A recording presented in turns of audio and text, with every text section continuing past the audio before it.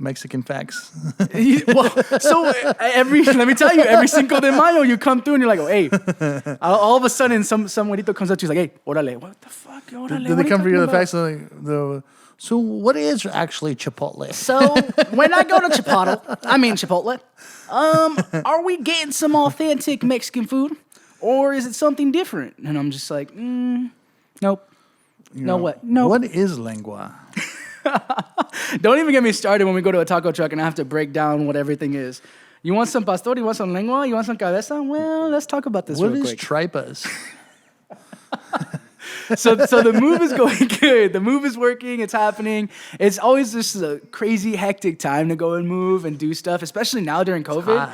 It's hot, but also it's one of those things where, if you really need some help, you're trying to think, all right, which of my homies isn't wilding out and isn't going out partying or going to a bunch of different places every weekend and who can help me, but also that fool can't even lift himself. So how do I trust him to help me lift a couch, right? I don't even know. I'm going through this whole process of really trying to figure out which of my homies are the true ones that are battling COVID with us or are trying to fight COVID, but also down to help me move because your boy needs to move a couch. You just got to do the whole do-it-yourself thing, bro, because... This fool told me last week, hey, just walk on your hands, bro. Now I'm going to be carrying a couch on. I'm going to be doing the worm on the floor with the couch on my hands and my legs. U-Haul that. Go shout out to U-Haul. Shout out to U-Haul real quick. Yeah, just rent one of the trucks or one of the vans real quick. Boom, you're done. You don't have to bother nobody. But, it's crazy. Give it back the same day. It's amazing because we heard there's one really simple thing you can do to prevent COVID-19. One very simple thing. There's one very small way to have the majority percentage of avoiding getting it. Let me think about that. Is it chlorine, like injecting chlorine? No, it's tápete tu pinche boca, güey. Oh, yeah. Literally just cover your mouth. That Isn't that crazy? Mira el pinche máscara otra vez. I just want to give a big shout out to the beautiful máscaras otra vez. Salvage Dry Goods. Mira mi ojos, mira. I've been practicing. It's amazing. They do an amazing job of creating different patterns, different styles. If you're not feeling the sarape because, you low-key suck, then you can get other types of fabric and other types of patterns. There's a tons of options. There's a lot of things you can choose from. So check them out. Salvage Dry Goods. Keeping us safe. One dumbass who doesn't want to wear a mask at a time. Right? I mean, there was like a scientific research that's saying that it could reduce the infections by up to 70%. We'll even put the graphic right here. Mira, we'll put it right here. This beautiful graphic that shows you this percentage. Put the fucking mask on, right you here. fucking piece Just of put shit. it on, bro. Just put it on in public. We get it. You're quarantining with people. We're being safe. We're doing what we got to do to make sure that we can continue to bring this amazing content to you. If you're going out, you're not and going to the supermarket, you're not a sheep, cover bro. your mouth, bro. You're not a sheep. That's it. So as long as I'm covering my mouth and moving, then we're going to be fine. Right? We're going to be fine. We're going to be fine. This guy's my quarantine buddy, so we're making sure that we're safe here and we're not. Exactly. But when the podcast is over, guess what? We're putting the mask back on. 100%. So it's been an interesting week. We got some more time on this. We're going to see how things proceed over time. But being safe, number one, all jokes aside, making sure you keep everyone safe around you as best as possible because cases are rising. Things are really going up and things are shutting down again. Shit is getting real, yo. You're not sheep. You're not. The government's not. You're fucking making you your bitch, or whatever, because they're telling you to wear a mask. They tell you to wear a seatbelt too, so you don't fucking fly out the window, and you don't see anybody complaining about that. The government's making you sheep in other ways. Yeah, the mask probably isn't. Yeah, they're the already way. controlling it, bro. Like every time you click on that terms and conditions, bro, guess what?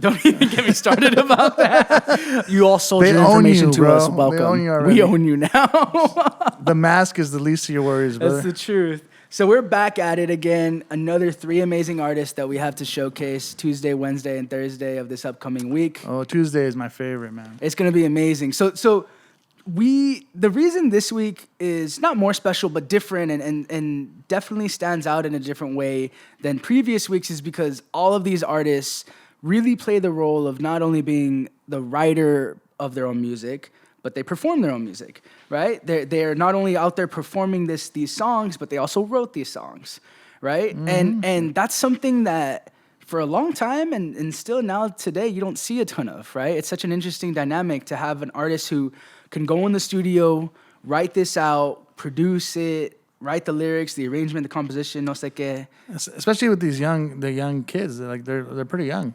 For them to not necessarily have a long life to live yet and be able to, champion the songwriting side and performing side at the same time is a blessing. It's a big feat. It's a big feat to do because it's an interesting dynamic to navigate. So this week we got Tuesday, and we'll talk more about these artists specifically. We got Tuesday, Shot in the Dark, Danye performing Lonely.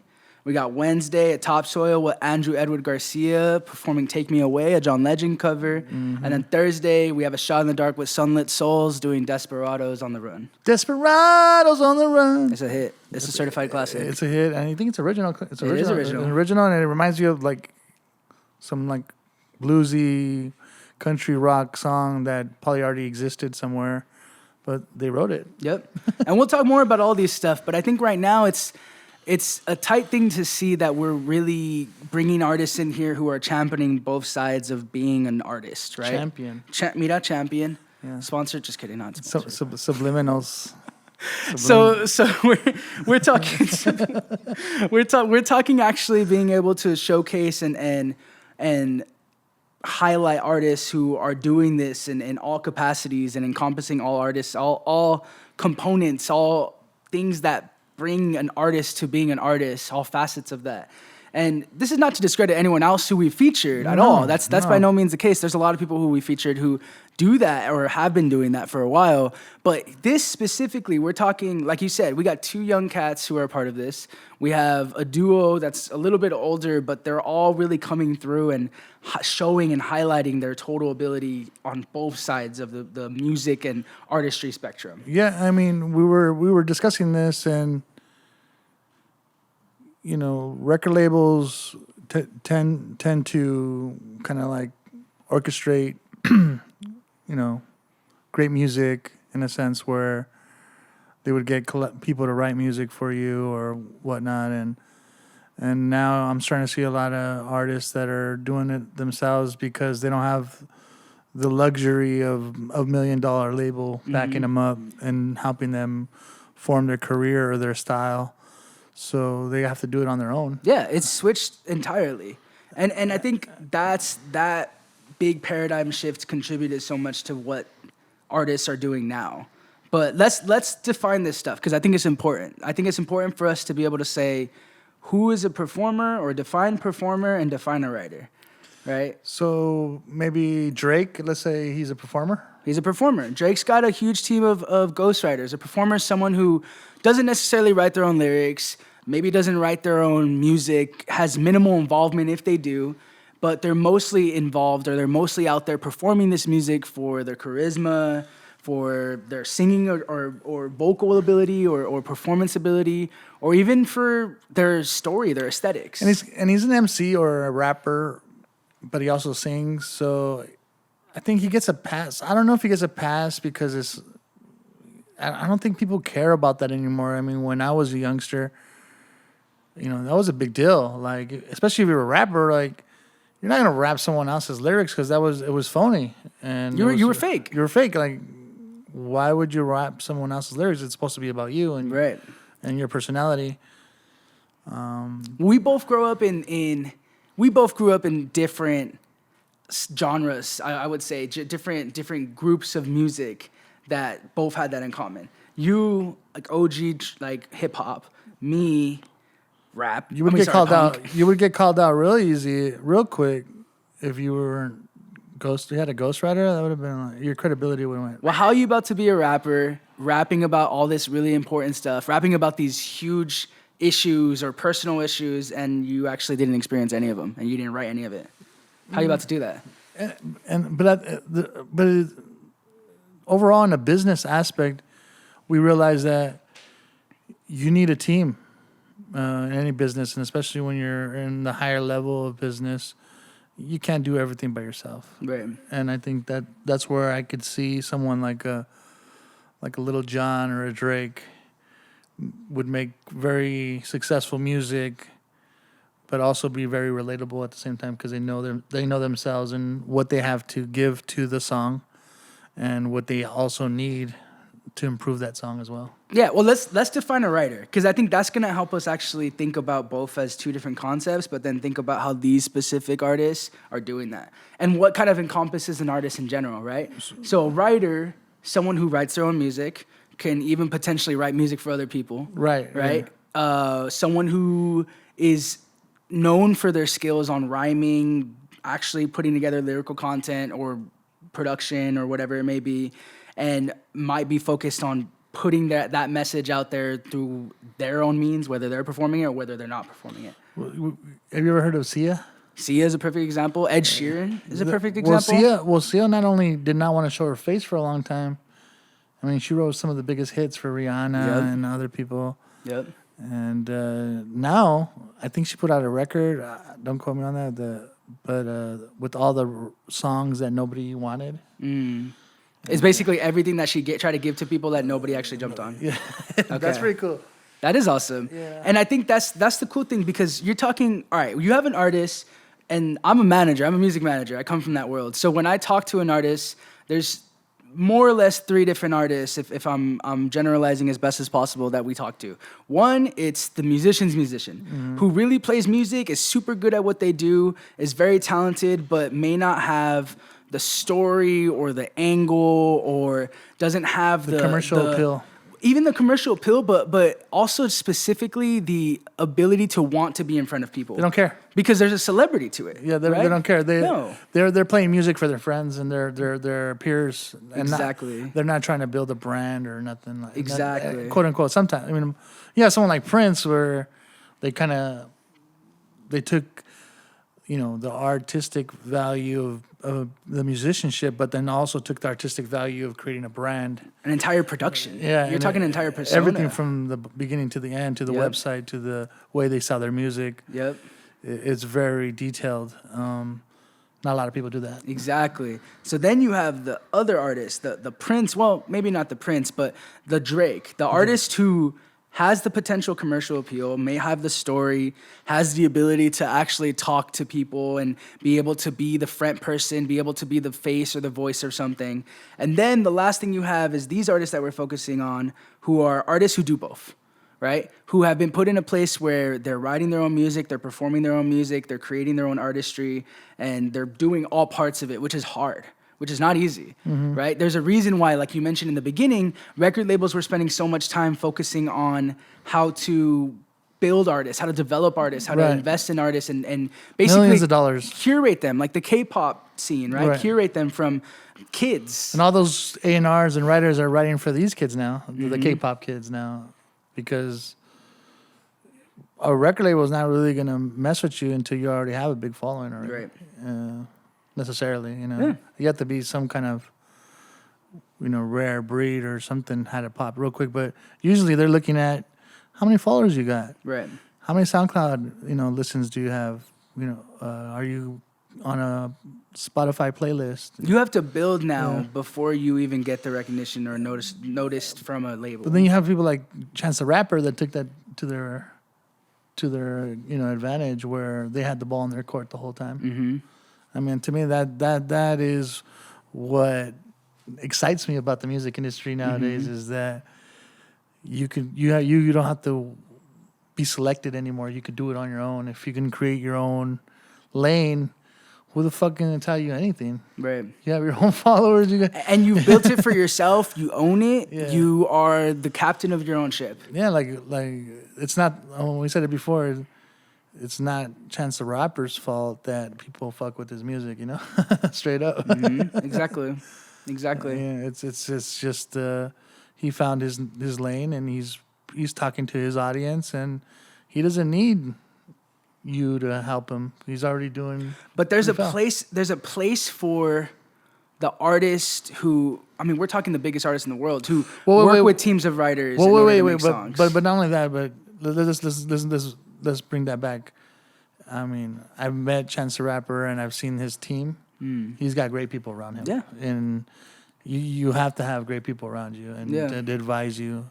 You can't do it around yourself. But what I'm saying is, you might not need a big record label to get you to the next level, or might not need a big record label to put you in a platform when you have something that people want, Right. a good product. Yeah. You just got to figure out how to get it to the people. But you see that there's good stuff being created, and it took me a while to get to this place, but good stuff being created when you actually have an artist who may have more of the performance ability rather than the writing ability, and they're put into a group with people who can write, right? And then you get some amazing songs that come out of that. So it took me a while. I was a punk during high school, during my formative years of music. I was a fucking punk. All I listened to was hardcore punk. I went to a bunch of backyard shows. I grew up in the SGV backyard punk scene and played in a bunch of bands, basically 3 chords, really loud as possible. I definitely have ear damage because of it. Yeah. It was a whole thing, and I was militant in it. I was steadfast that if you're not writing your own music, if you're not performing your own song, then you're a fake-ass artist. You're laser focused, and you probably tuned out what was going on around you. You lost probably a decade of music focusing on your niche. I spent way too much time being militant about what I thought an artist should be or what I thought music should sound like, that I actually didn't listen to what music was popular because I had no interest in that. Right. But I missed out on the fact that there is a reason that music was popular. Right? And I think that's super interesting because you probably have a very similar experience even in the hip-hop realm. Oh, yeah, man. It is one of the most fascinating things that I've gone into my life where I was searching and digging for these obscure, like, underground hip-hop artists. And everything had to be obscure. Everything is like, I knew it before anyone else knew it. Yeah, or I would be the first one to have it or whatnot. Or have you heard of this? Have you heard of this record? Man, you're fake, bro. You don't even know who Blank is. Yeah, and then I would play it for my friends, and they would look at me like, I don't know who that is. Like, and I would thinking that, like, you knew, like, you know who this is, right? This is so good. And they would be like, no, man. And I try to play for them, and they wouldn't even listen. They're tuning me out. Like 10 minutes, I'm like, dude, you're not hearing that? You're not hearing that beat and those lyrics? They're like, nah. And then they put it like Nelly on, or they'll put something like. Why does it always go back to Nelly? Real quick, Nelly versus Ludacris. But when do you think? I mean, what year do you think where it changed, or when did the music industry pivot to where, it was more about developing your own audience and coming to the label with that audience already? Yeah. I think 2008 was a big year. I think 2008 with the first recession, what we saw was labels couldn't invest in artists anymore because they lost a ton of income from streaming, from the digital world. I mean, I think 2008 wasn't the start of it. I think it was just a big turning point. So you're seeing LimeWire, Napster, all that stuff come up and basically devalue any physical sales that you would get, which is a big income stream for both labels as well as artists, right? Right. And then not really pivot or accept or jump into the capabilities of streaming and online music sharing, right? Do you feel you have to put out more music now than you did back then? Definitely, and quicker. Yeah. Quicker. You're talking about an album cycle used to be, 3 years? Well, then the mixtape became super popular, too, in the early 2000s. But that's because you didn't have to claim an album, Yeah. right? So you could just drop a mixtape that's 16 tracks, not worry about it being a full body of work, not worry about it being counting toward one of your catalog releases or whatever it may be. What do you think is better, though? Is the songwriter better, or is it the artist better? I don't know. That's a hard one. Or the performer, whatever you want to call it. I think they both have a really important place because for me, I am a lover of sitting at home and listening to music. Granted, I had a long time, and you did it as well too, working in the live music world. Right. So being at concerts and being at shows, performance. hundreds of shows a year. Performance is a big deal too. Like, how many people were great on record, but they weren't great on stage? Exactly. Or vice versa. Yeah. But I think I went through my phases, right? When I was younger, I couldn't go to shows because I was too young, or I just didn't because I didn't have money. Right. And so my experience was laying in my bed with my headphones on, listening to music. And that was the most important thing to me. Right. Fast forward maybe 10 years from then, I'm throwing some of the biggest concerts and festivals in the world. Right. And the live performance has become so much more important to me. Right. So I don't think I could choose one, but I do think I could say that they both play an important role in artistry in general. Right. For sure.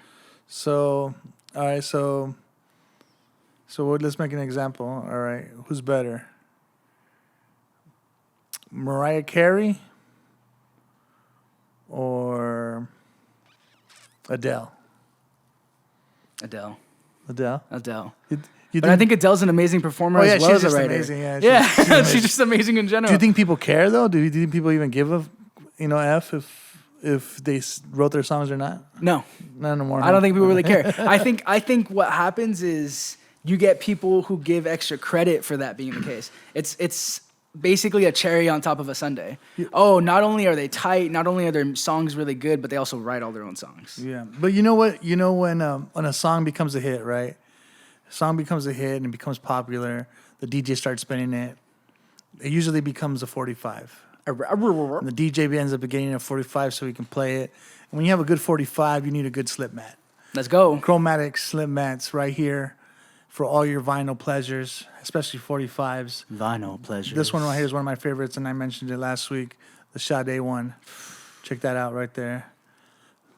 This ain't no ordinary love. Shh, everyone listen. Ordinary love.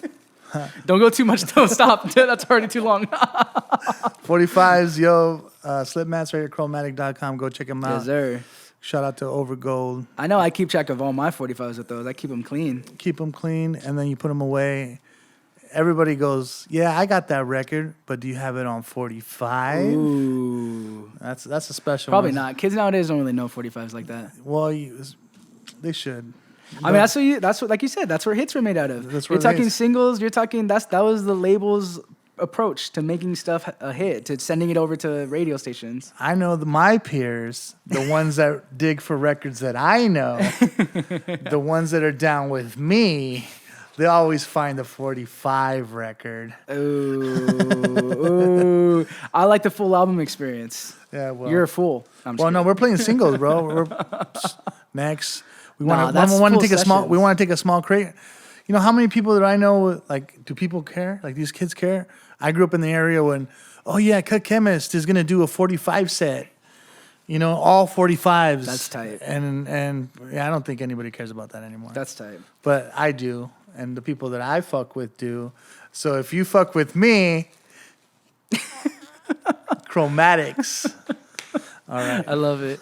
So we're here. We want to talk about the artists that we are going to be featuring because we talked so much about what they do, Right. how they navigate that line between being performers, between being writers, and are able to really create their artistry in both realms in special ways. And right? we have a special person that we're here in the studio that actually was one of the first people to do a shot in the dark, and I think she bodied it. She murdered it. You know, let us know about her, man. Yep. This is coming out on Tuesday, right? On Tuesday, we got Denye doing A Shot in the Dark. The song is called Lonely. I have the pleasure Fire of working song. with Denye for a good minute now, and if there's one thing for sure, and I think you can agree to this, she's one of the hardest working people I know. Dude, she is so genuinely committed to being true to herself and what she loves And bettering herself. and getting, and she's just, when she first came in, I was like, cool. Now I see her like she's the GOAT. Yeah. And I can't wait to see her evolve and get her music out and promote it and do videos Yep. and really create, you know, all the content, because I think she's a film major as well. She's right? got the visual element as well, too. So I mean, Yeah. when she creates her music, then she has an opportunity to, like, she's not even thinking about the video aspect right now because she's so fucking laser focused into her music that I can imagine that when it's that time, she's gonna kill it on that end as well. You know, Yeah. So she turns herself as great pastel find, bro. R&B. Great find. So it's that basically that smooth, silky, vibey sound, that thing that gets you feeling good, but also is like Which I think she called it pastel R&B. pastel R&B. Yep. It's very, I don't know. It's like singer-songwriter-ishy, like internet style, but very R&B. So she does Lonely, Yeah. but she does a cappella, just full on vocals. It's amazing. on point performance. Check it out, yo. Check it out. Tuesday, Denye performing original song Lonely on Shot in the Dark. Who do you got on Wednesday? On Wednesday, we got Andrew Garcia, a friend of a friend. Said, hey, you know what? Bring him down to the studio. We did. I'm so happy we did. He killed it. He did a John Legend cover. What was it? Take Me Away. Take Me Away. He's you can tell his passion for the music and the art is there. He's such a young kid, and I think he's just starting off and just getting going. So, and it's all just raw. It's all raw. He's an amazing kid, and shout out to Ivan, the homie, for introducing me to him. And we opened the doors, and I don't even think they knew that he came through because they shot us his email. We sent him the information. He showed up. He came and killed it. And did like about a month ago, we had to do one of those drive-by graduation things. Mm-hmm. And Amon, your boy Andrew came through.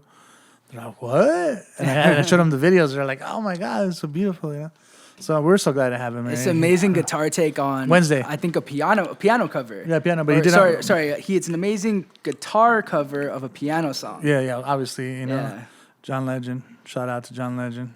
Killed it. On Thursday, we have A Shot in the Dark with Sunlit Souls. The song is called Desperados on the Run. Dude, I just want to drink some Jack Daniels and Coke and do some Coke and go to a bar and womanize and I don't know and we're gonna smoke a pack of cigarettes. We're gonna cut that off. Let's cut that off. No, it's just such a rock and roll song. You know what I mean?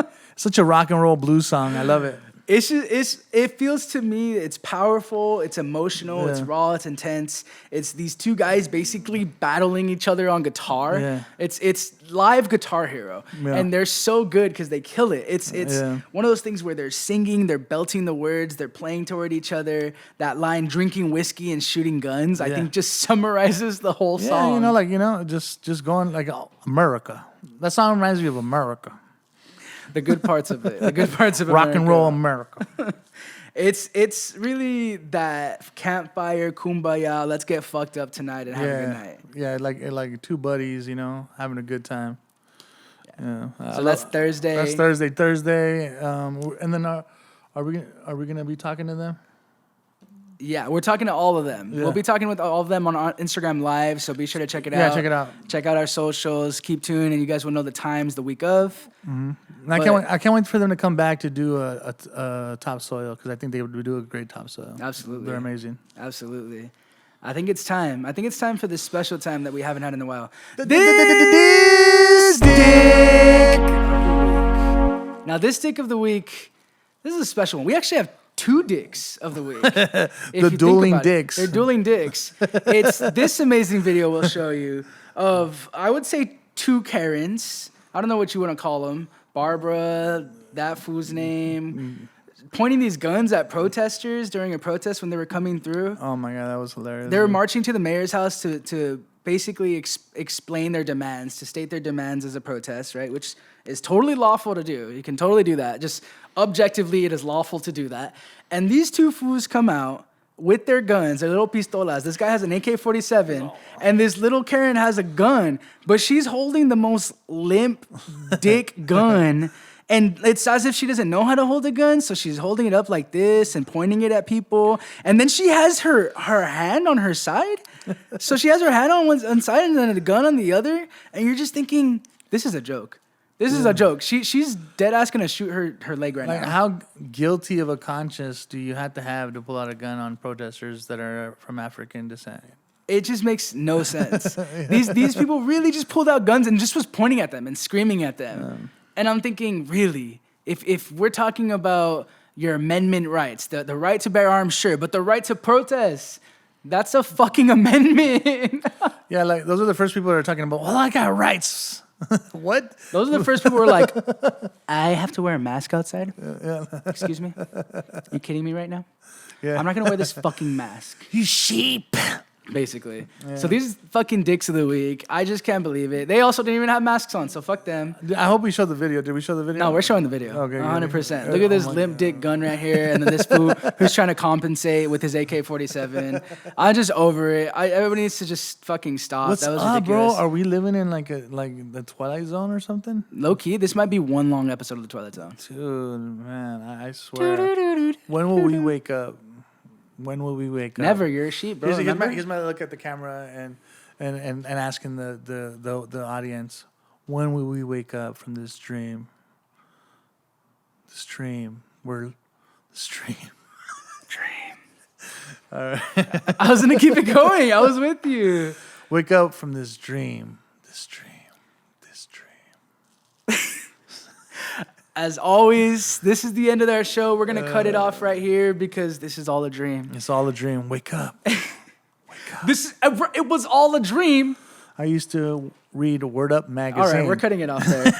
Thank you so much for tuning on into the Greenhouse. My name is Vic. And my name is Goodness. And we're going to be here with you every week, showcasing the amazing talent we're focusing on and bringing into the studio here at Water the Plant Studio. And just like every week, keep growing with the Greenhouse. With the Greenhouse and with Goodness and Vic. Thank you for spending your time with us. Grow Town, USA. There we go. Santa Fe Springs, California.